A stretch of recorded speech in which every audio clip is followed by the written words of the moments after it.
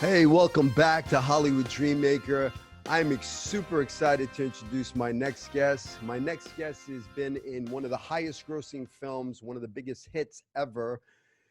The film grossed $178 million in the US and $463 million worldwide. The film is a classic film. The film's title is Pretty Woman. Yes, I am talking about myself. I wanted to come on and I wanted to tell you the cautionary tale of Pretty Woman. So let's begin when I was about 15.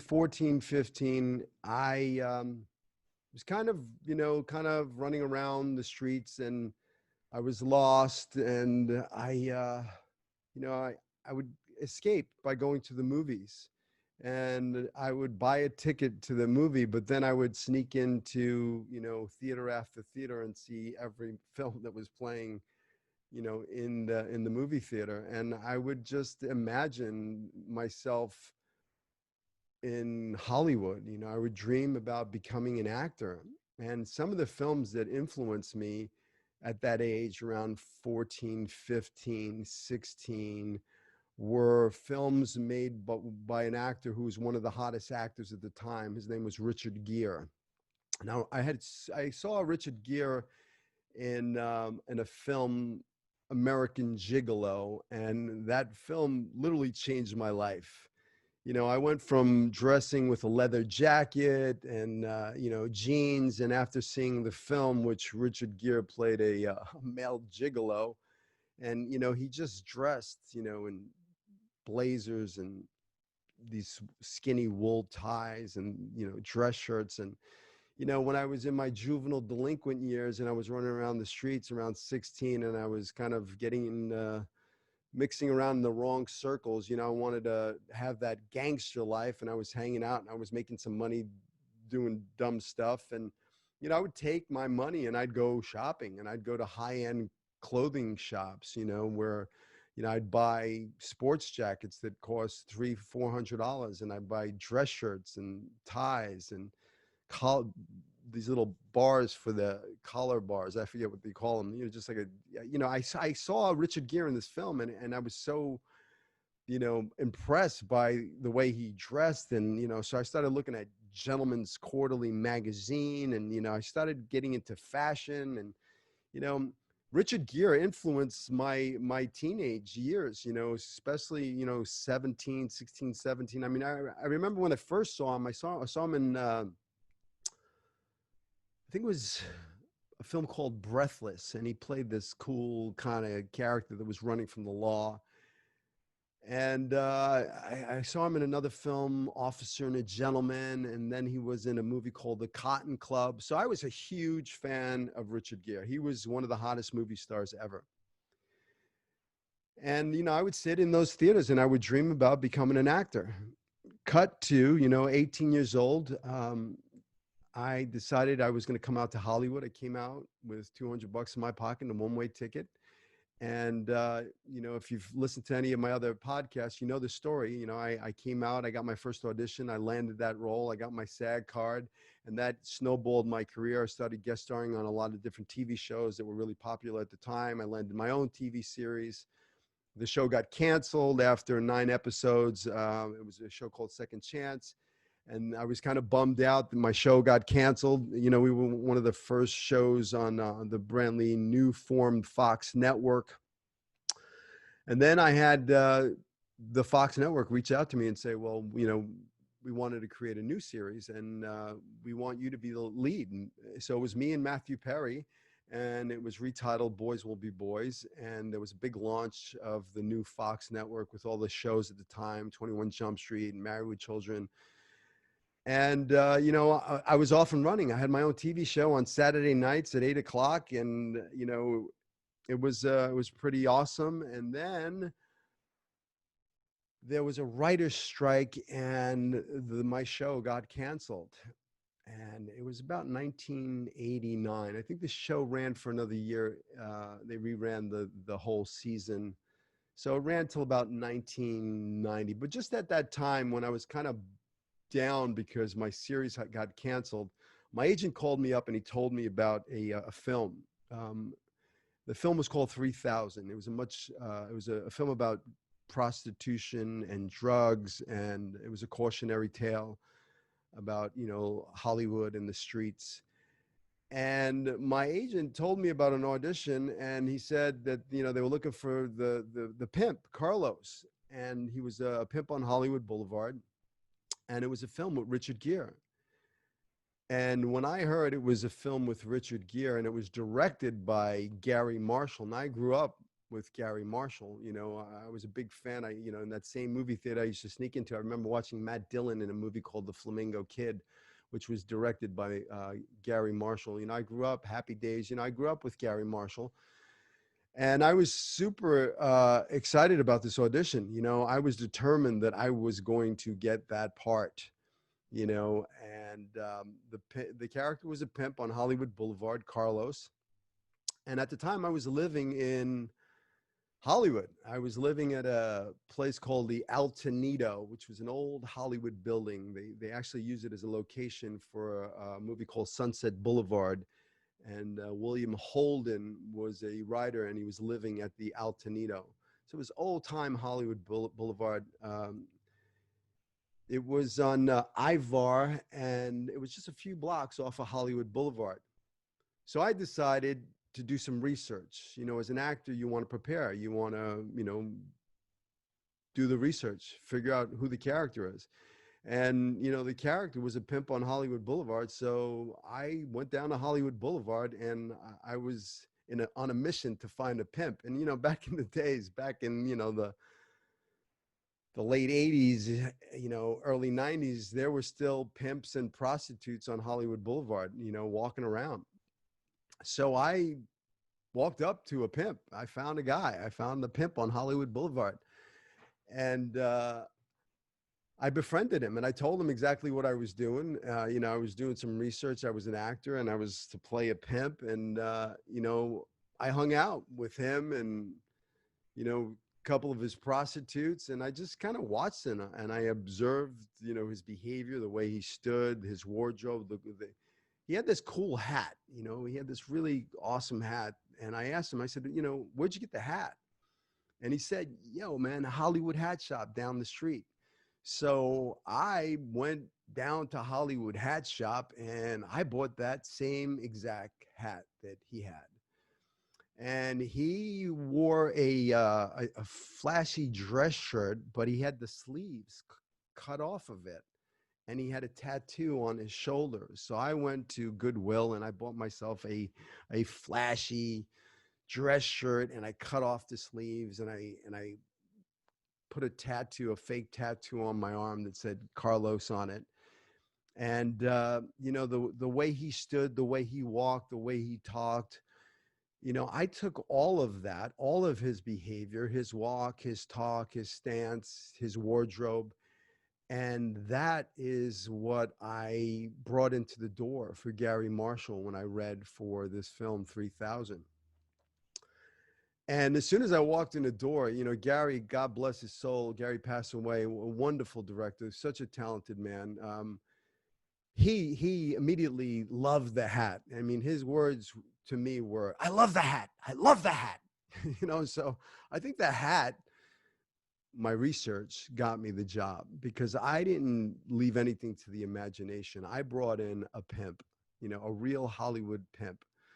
That's how I believe I got that part. So, note to actors, you want to do your research. You want to prepare.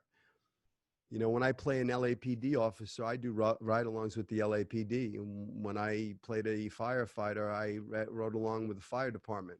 When I played a paramedic, I did ride-alongs in an ambulance. When I played a Navy SEAL, I was trained by Navy SEALs. So, that's what you do as an actor. You want to be able to walk the walk and talk the talk and become the character. And that's what I did with Pretty Woman. I walked in and I brought him the pimp, Carlos the pimp, and I booked the job. And I was so excited that I had landed a lead in a film. And this was not, I had done other films. I had done Night of the Demons, a couple of years prior. I think I did in 1988. I think I filmed Pretty Woman in 1989 or 90. It came out in 90. So it was 19, it was about a year prior. I had done a horror film, but it was, a low budget horror film. This was a whole different story. This was a big time Hollywood production with some major talent on board. I mean, Julia Roberts was, she was new. Nobody really knew Julia. She was just this young, beautiful, talented actress.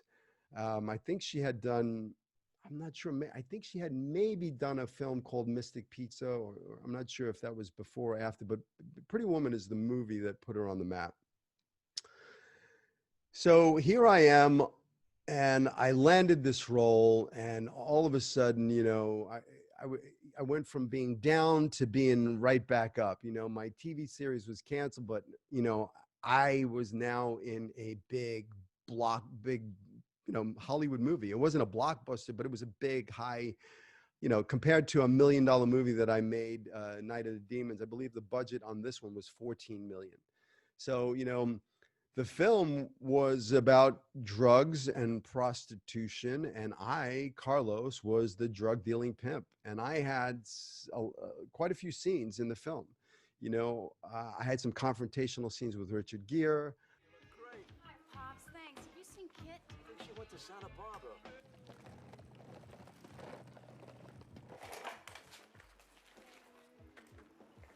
Hi.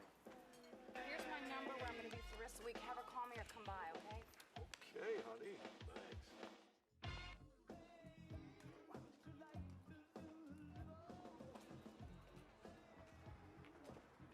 What's going on out here? I don't know. You left, and all of a sudden I'm in the middle of West Side Story. I think you owe me some money, baby. $200. Don't you have school tomorrow? Now I hear you got yourself a new job. Let's just leave. You ain't going no place. Hey. You're out of your neighborhood, homeboy. This ain't no Beverly Hills. I don't believe this. He's a knife coming out of his skateboard. He's going to stab me. What are you going to do? You strangle me with a slinky? Shut up. All right, okay. This is what's happening. You believe that this person owes you money, right? $200. That's right. Why? Because this is my block. His block? He's a drug dealer. It has to do with Kit. Let's just go, Edward. Edward, so how's it feel to be a trick? I am not a trick. This is a trick. Daryl, left pocket. Isn't that incredible? And he does have a permit. Thank you, gentlemen. Don't you ever go near her again. I had, the reason why Julia Roberts gets into Richard Gere's car in the first place in the film, and if you watch the film, you'll see when she gets in the car with him, she looks over her shoulder, because I was coming across the street. I was across at the Hollywood Wax Museum, and I noticed her on the streets, and I said, "Is that Vivian?" And I came, prior to that, I told her that her roommate had owed me $200, and I told her not to take any dates because she had one with me. And then I see her on the streets, and she's talking to a trick, and I was not too happy about that. So I come storming across the street, yelling at her, calling her name, and she jumped into the car to get away from me, my character, Carlos. And throughout the film, I was her roommate, Laura San Giacomo, who played Kit, was a drug addict, and I was supplying her drugs.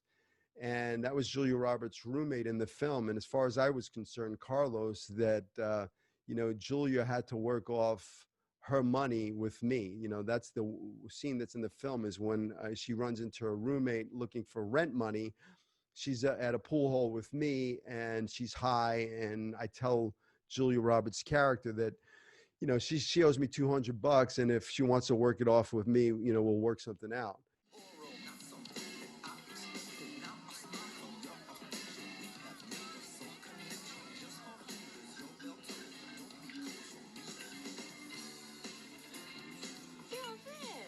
Is it all gone?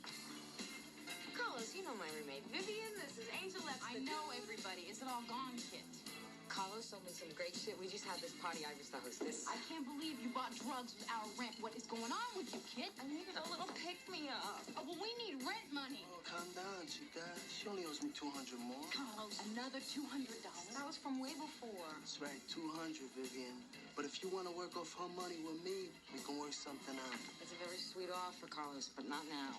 Come on, babe, come downstairs. Work out what? What are we gonna work out? You really like her, Carlos? And then I threatened her in another scene. And, so there were quite a few scenes that I filmed in the film Pretty Woman. One of my most memorable scenes was we were filming on Hollywood Boulevard, and it was big time Hollywood.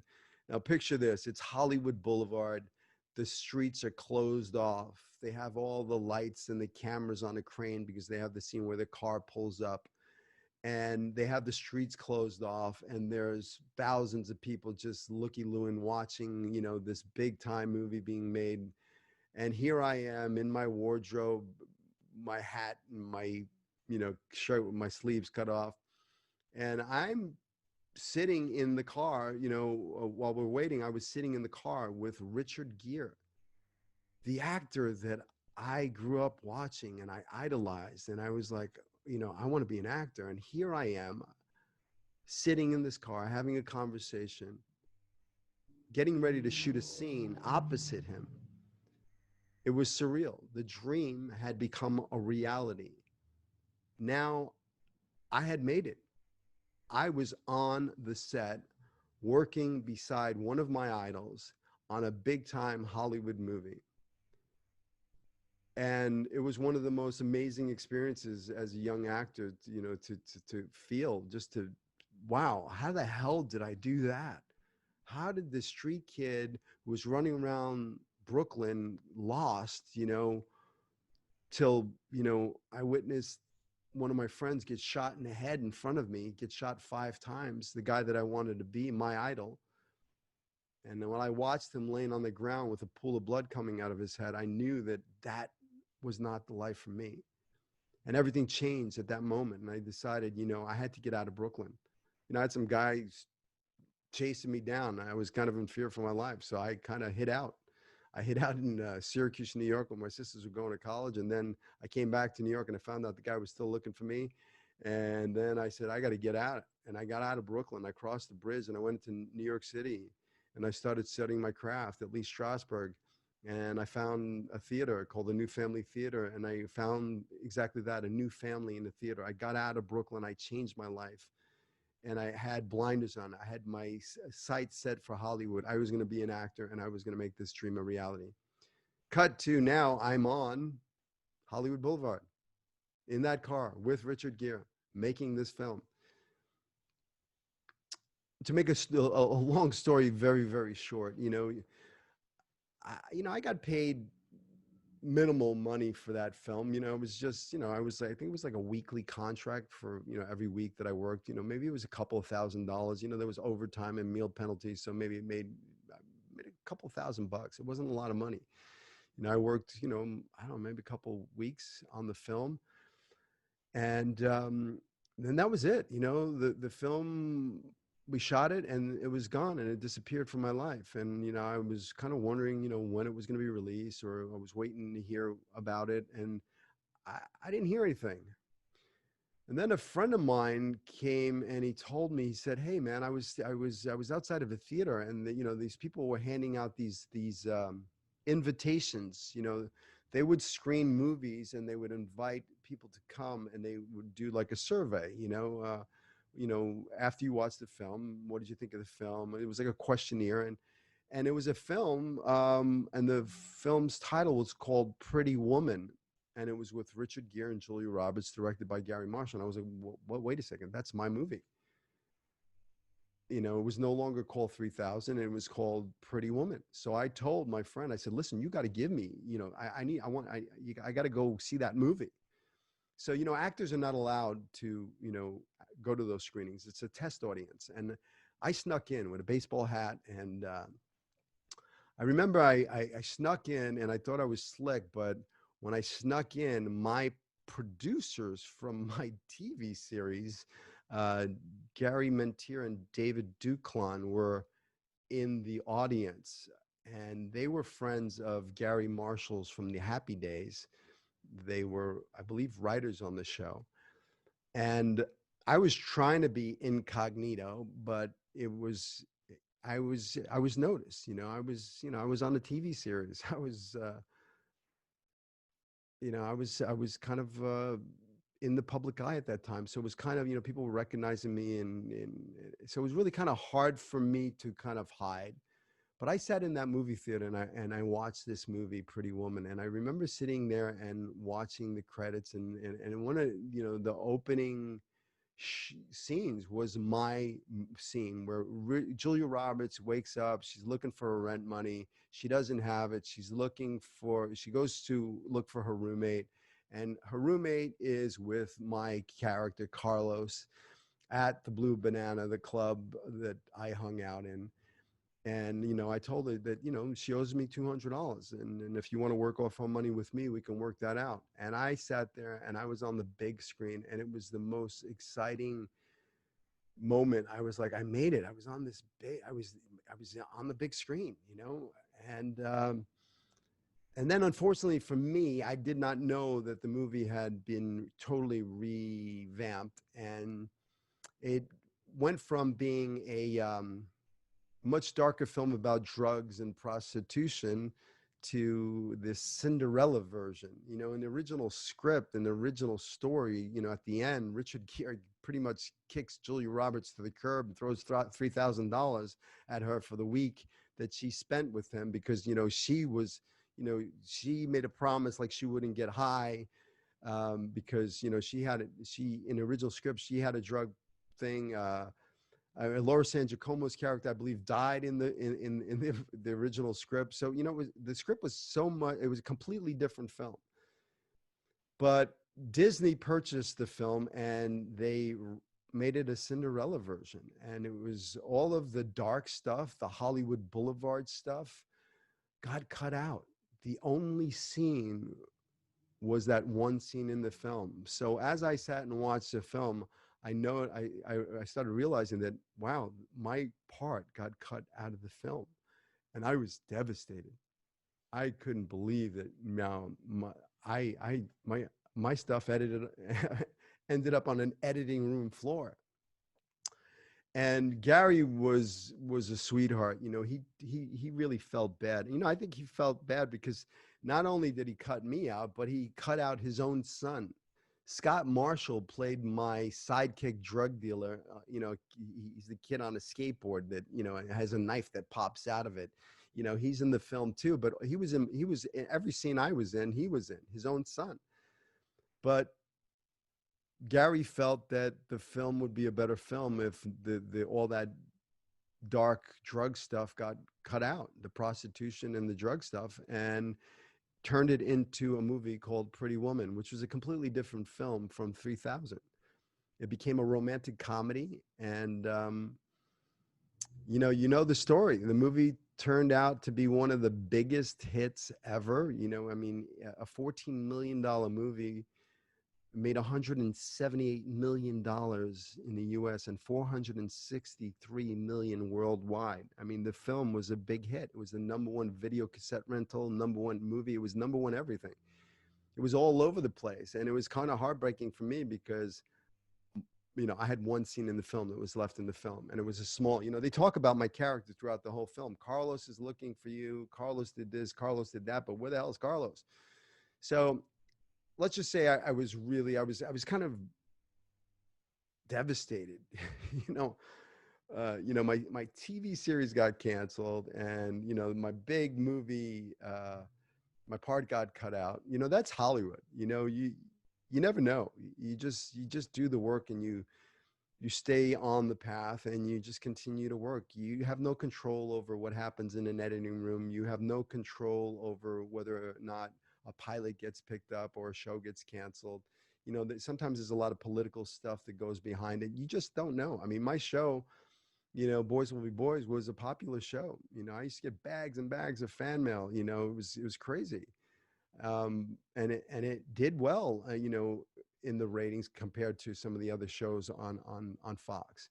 But for whatever reason, got canceled. For whatever reason, my part got cut out of Pretty Woman. But now, I look back, and I really truly look back, 30 years later. And I realized the gift, the, hear what I'm telling you right now. There was a gift, sometimes in the shit, when you think things are at their worst, there's a gift in it, but sometimes we're too blind to see it. I had no idea that me getting cut out of Pretty Woman, the movie being revamped into this blockbuster film, would literally was a how do I say this? It was a blessing in disguise. At the time, I couldn't see it, but let's cut back to, I think it was it's like a year after Pretty Woman had released, and times were tough. The acting business is a roller coaster ride. Sometimes it's feast, sometimes it's famine, sometimes you have 3 auditions in a week, sometimes you don't get 3 auditions in a month, or sometimes 6 months go by. I mean, it's a roller coaster ride. And I remember I was broke. I was trying to figure out, how the hell am I going to pay my rent?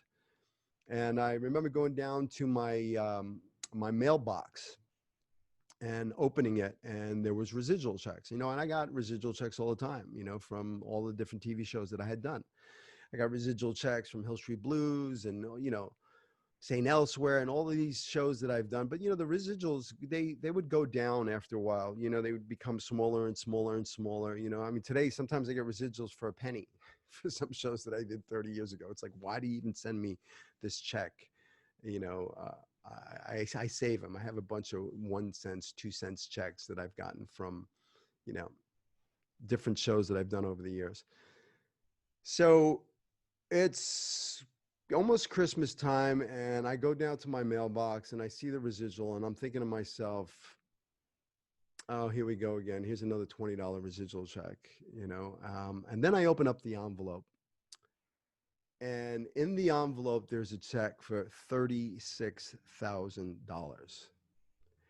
Let's just say I jumped up and down, and I was like, Merry effing Christmas. It was the most unexpected money that I never thought I'd see anything, because my part got cut out. But what happened is my SAG contract was in place. I was still a lead in the film, even though they had cut out my part. I didn't know that I was still entitled to my piece of the pie, the residuals for that film. And I started getting checks. Every 3 months I would get checks. Checks were coming in, and this movie was the highest grossing film. And I was getting checks that, would keep me alive during, the times in my career where I didn't have an audition, or I didn't know how I was going to pay the rent. Well, I could always count on Pretty Woman to be there for me. Every 3 months, every quarter, I would get a check from Pretty Woman.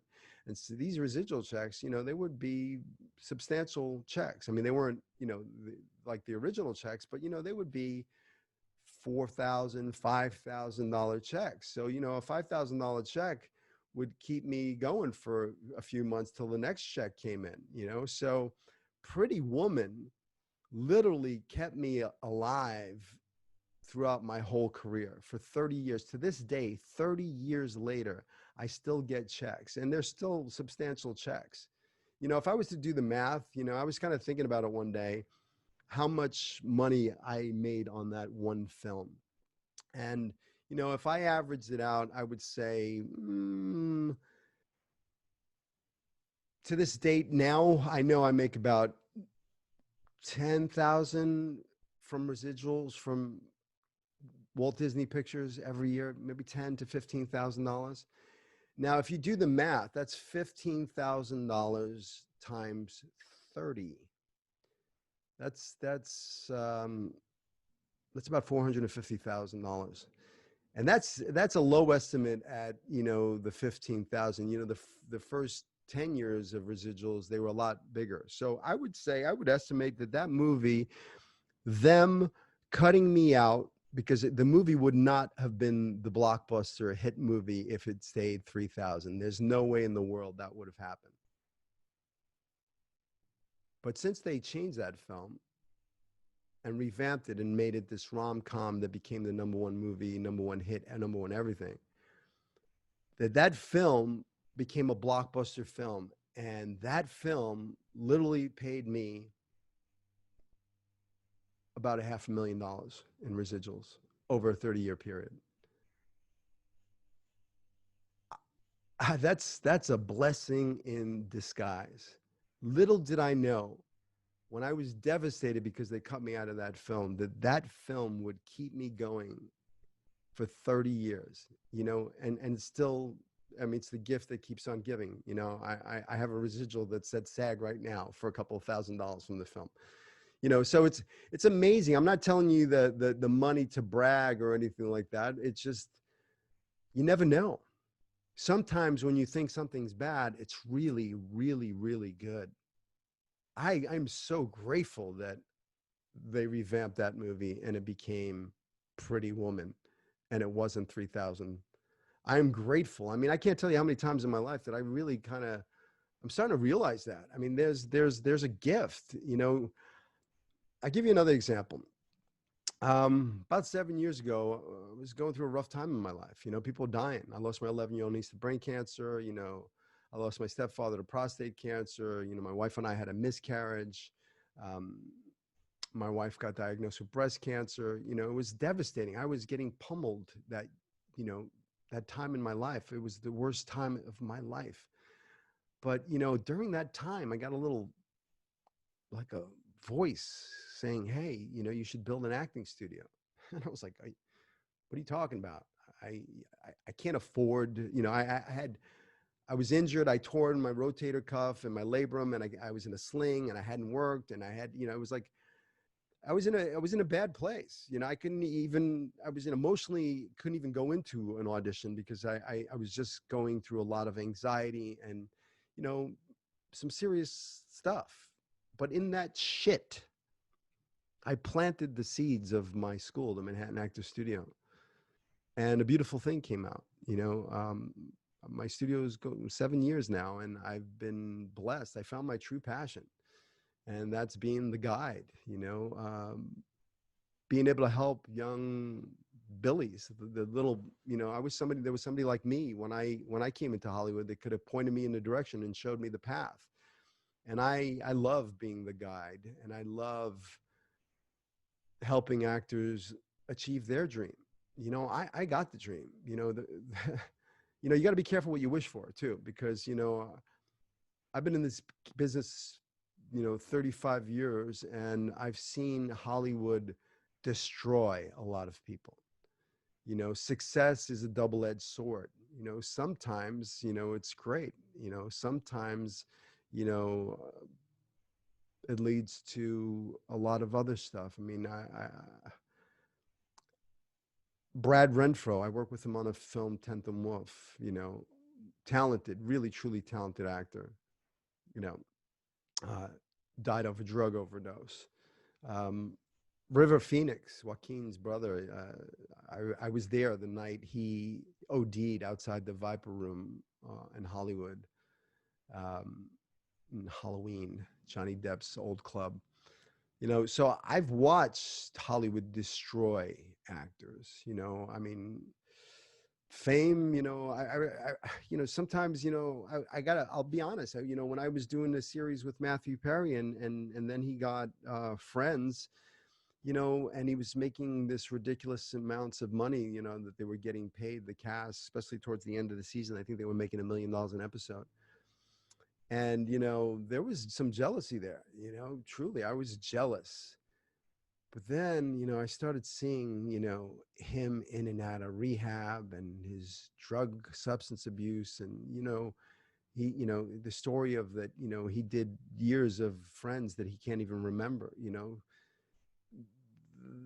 Sometimes fame is a tough thing. So, if you're going to get into this business, just know that, or you're in the business, just know that there is a double edge to fame. Stay grounded. I feel like I'm the richest man in the world, you know, and I don't have millions of dollars, but I have a beautiful wife and a beautiful son, and I found my passion, and I love teaching the craft of acting, you know, and that makes me the richest man. It's, you know, I don't need much. I have everything I want. So, you know, sometimes in the crap, there is a miracle. In the crap of cancer, I planted the seeds of the Manhattan Actors Studio, and a beautiful thing grew out of it. In the crap of, you know, getting my show canceled and my part getting cut out, you know, there was a blessing in disguise. The movie would never become the big hit that it was. I would never had that Pretty Woman support my whole life. So, you know, always look for the miracles. Truly look for the miracles. Right now, we're in the shit. 2020, COVID, everything that's going on in the world. It's the shit. But I want you to truly look for the miracles. They're there. You just got to open up your eyes. There's a beautiful gift. You just got to look for it. You know, this is a time where you grow. You know, every time in my life, in the hardest times in my life, I've grown as a human being, as a man, as a father, as a husband. Every time something tough goes, I grow. You know, when I think back of, you know, last year, and I think about life, my schedule was crazy. You know, my wife was working her 9 to 5. She was getting up at 6 in the morning, you know, or even earlier. She was commuting. She's driving downtown LA in traffic. She spent all day at work. You know, she got off. By the time she got home, it was about 6 o'clock. I taught all day long. I dropped my son off at school. He stayed at school all day. I taught all day. My wife worked all day. My son even had to go after school at 3 o'clock. He would go to aftercare till 6 o'clock, till either my wife or me went and picked him up. And then I had a 1 hour dinner break before I taught my class. So literally, we were two ships passing in the night. I got to spend maybe an hour at dinner with my son on a Monday night. Everything has changed. I used to eat out every night, pretty much. You know, now I look at the gift. I have my wife. She's at home. My son is at home. We eat together. We spend quality time together. You know, it's truly been a gift. You know, in this time, I've created this podcast. You know, I didn't have time for that. COVID gave me the time to create my podcast. And now I get to touch people all over the world. My podcast is global. I'm so grateful for that. You know, I'm grateful for COVID. It's given me my family and my wife, you know, some quality time back. So I want you to look, you know, at your life and really think about all you have to be grateful for, all the miracles that have happened during this time. You know, I believe in looking at the glass half full, not half empty. You know, really change your story and you will change your life. This is a time for you to be working on your craft. This is a time for you to be working on your self tapes. The future of casting is self tapes. The days of going into an audition in Hollywood are probably over. You know, people are going to know, well, why would I want to drive an hour and a half if I'm a director and I live in Malibu? And why would I want to drive an hour and a half into Hollywood, sit in a small room, see a bunch of actors, and then, you know, drive back? How about I sit in my beautiful house and I watch on my big screen TV actors tapes, self tapes? That's a much easier job for me. That's what I'm going to do. How about I do a Zoom call for a director session? That is the future of casting. So start working on your craft. If you're not doing it, you definitely need to start working on your self tapes. You know, set yourself up, get yourself a ring light, get yourself a background, find a monologue, figure out what's your castability. How do you see yourself getting cast? What kind of roles you see yourself playing? You know, really work on that. This is the time to rise up. This is not a time to lay down and binge watch and watch Netflix. This is time to work on your craft, work on an accent, figure out your castability. If you see yourself playing, a certain character, well, you want that in your actor toolbox. This is the time to do that. So take this time and use it as a gift, because one day all this preparation that you're doing is going to meet an opportunity. And when the floodgates open up, there's going to be a lot of opportunities for actors. There's going to be a backlog of work. And if you get your game up and that opportunity shows up, you're going to start booking jobs. And I know this for a fact because I can't tell you how many actors I have right now that are booking jobs. If I had a nickel for every time somebody said, hey, I booked that job, I got that audition, I got that call, it's but they've been preparing during this time. They haven't been laying down. I created a 30-day self-tape challenge, and they've been putting their self-tapes. And now their preparation is meeting with the opportunity, and they're booking jobs. So it's just a matter of time. Listen, if you're truly passionate about this craft and you really want to do this, I believe in you. You can do this. If I can do it, you can do it. Just make it happen. Go after it like you mean it, with a vengeance. Don't let anybody tell you it can't be done. I'm living proof that it can be done. How the hell does a street kid from Brooklyn that was running around the street, seeing his friend get shot in the head, wind up doing a movie that, paid him a blockbuster movie that, paid him $500,000 over a 30-year period? How does that happen? Well, massive action. I knew I wanted it. I went after it like I meant it. You want to take the island? Burn the boats. I had no boat back. I didn't have a return ticket. Failure was not an option. I went after it like I meant it. I wanted it really bad. So if you want this dream, make sure you're doing it for the right reason. Make sure you're doing it because it's in you. It's your passion. It's your joy. You love doing it. You're not doing it for the fame. You're not doing it for the money. That comes if you do it for the right reason and you do, land something. The money and the fame, are part of it. But, like I said, it's a double-edged sword. So be careful what you wish for. Just make sure you stay grounded and you really just follow your passion, follow your dreams. I believe in you. Go after them with a vengeance. That's all for now. I hope you got some golden nuggets from this story. Really think about it. What is the gift? Find the gift, the miracle during this time. If you open your eyes and you look around, you're going to see it. I wish you great health. Stay safe. Stay healthy. Go after your dreams with a passion. And I'll see you next time. Take care.